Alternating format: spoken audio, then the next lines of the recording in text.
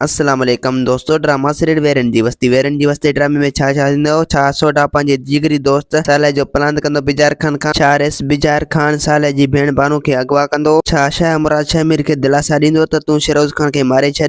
छा चांड्रो की छो जे करे परेशान हूंदी। त दोस्तों तव्हांखे सॼी कहानी ऐं अपडेट इन नंढड़ी ऐं छोटड़ी वीडियो में ॾियण वारो आहियां। दोस्तों वीडियो खे आख़िर ताईं ॾिसंदा। मुंहिंजे यूट्यूब चैनल ज़मीर जमाल लिखियल आहे में सब्सक्राइब कंदा। दोस्तों सब्सक्राइब करण सां को आवाज़ बेल न करंदो काफ़ी असांजी हौसला अफ़ज़ाई थींदी ऐं तव्हांखे बि वधीक वीडियो ॾिसण वटां मिलंदा। तो तव्हां टाइम वेस्ट कोन पिया करायूं। हलूं था पंहिंजे कहानी ई अपडेट जी तरफ। दोस्तों हाणे तव्हां ॾिसंदो सोडा जेको आहे चिबड़ खान खे दिलासा ॾेई छॾींदो। उनखे चवंदो तोखां जल्दी जेतिरो थी सघे तूं मूं मथां एतबार कर। मां इन जार खान खे ईअं लेटाए छॾींदे जो हू आईंदा यादि रखंदो जो हुन मुंहिंजी जिगरी दोस्त साले खे मारियो। मां हुनजो प्लान ज़रूरु हुन खां वठंदुसि। चिबड़ खान चवंदो त सोडा मूंखे ईअं आसरा दिलासा न ॾे। मां दिलासन वारनि मां न आहियां। अगरि जेकॾहिं कमु करणो थिए त पोइ सिधो हू मूंखे ॿुधा। सोडा चवंदो त चिबड़ तूं परेशान न थी। मां इन जो प्लान ज़रूरु कंदुसि। मतिलबु त ही दिलासन में अॻिते रहाईंदा वेंदा। बहरहाल बिजार खान खे का भी नुक़सान न पहुचाईंदा। ऐं ॿिए पासे दोस्तों हाणे तव्हां ॾिसंदो शाह मुराद जेको आहे शिरोज खान जे ख़िलाफ़ शमीर सां ॻाल्हाईंदो ऐं शमीर खे चवंदो तोखां जल्दी जेतिरो थी सघे तूं इन शिरोज खान खे पूरो करे छॾ। अगरि जेकॾहिं तूं इन खे पूरो न कयो त पोइ ही अॻिते हली असांजे कद में पइजी वेंदो। मतिलबु त असांखे नुक़सान पहुचाइण जी कोशिशि कंदो। जेकॾहिं तोखां जल्दी जेतिरो थी सघे तूं इन जो कमु पंहिंजे पीउ वांगुरु पूरो करे छॾीसि। शमीर चवंदो चाचा शाह मुराद मां इन खे ईअं मारण न पियो चाहियां छो जो मां इन खे तड़पाए पोइ मारींदुसि। ऐं ॿिए पासे दोस्तों हाणे तव्हां ॾिसंदो चांड्रोकी जेको आहे घणो परेशान हूंदो ऐं उन जे ख्वाबनि में हर उनजो भाउ ईंदो। इहा ॻाल्हि पंहिंजे पीउ सां कंदो। बहरहाल इन जी पीउ इहा ॻाल्हि का बि न मञींदी। शाह मुराद चवंदो चांड्रोकी खे त इहे तुंहिंजा ख़ाली ख्वाब आहिनि। मल्हार कॾहिं बि वापसि नथो अची सघे। ऐं ॿिए पासे दोस्तों हाणे तव्हां ॾिसंदो बिजार खान जेको आहे पंहिंजे माण्हुनि खे फुल ऑर्डर ॾेई छॾींदो। उन्हनि खे चवंदो अगरि जेकॾहिं तव्हां हाणे बानो खे अगवा करे मूं वटि न खणी आयो त पोइ तव्हांजो मानी बि हराम ऐं पोइ मां तव्हांखे मारे ऐं तव्हांजो लाश दरिया में उछलाए छॾींदुसि। मतिलबु त तव्हांखे निंदण को करे छॾींदुसि। जेकर तव्हांखां जेतिरो जल्दी थी सघे तव्हां बानो खे अगवा करे मूं वटि खणी अचो। दोस्तों उम्मीद है कहानी